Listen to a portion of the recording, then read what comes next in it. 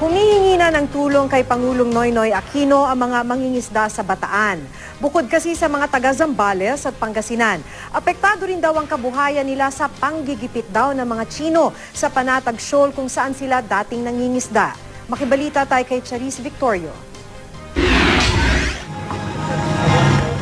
Malaki na raw ang nawawala sa kabuhayan ng mga mangingisda sa Bataan dahil sa tensyon sa Baho de Masinloc o Panatag Shoal. Kung dati mahigit 2 toneladang isda ang nakukuha nila sa loob lang ng 2 gabi, ngayon 1 linggo na sila sa laot pero 200 hanggang 300 kilo lang ang naiuuwi nila. Malaking talagang mawala sa amin doon kasi yung Iskalburo na yung makapalang isda ron sa banda na yun. Pag malapit yan sa Boray, nakabulo kami, pinapalayo kami. Alam daw nilang pag-aari ng Pilipinas ang Panatag Shoal dahil matagal na silang nangingisda roon at wala namang nagbabawal.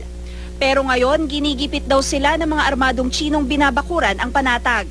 Hingila namin sa Pangulo natin na sana magkuhan yung barang, makabalik na pangingisda yung mga tao doon. Umaaray na rin ang mga nagtitinda ng isda sa Zambales. Ang dating namumutik-tik na mga tindang isda sa Masinloc Public Market, napalitan ng mga manok, baboy at frozen meat. Mabili raw talaga noon ang mga huli galing sa Panatag Shoal, pero nalugi na raw sila ng ipagtabuyan ng mga Chino. Pero siyempre wala nang kalburo, kaya wala nang kita. Mas maganda yung isda sana kaysa sa baboy. Kita ko doon 2.5 ang bawat biyahe. Ngayon wala nang biyahe. Charis Victorio, Nagbabalita, Pilipinas.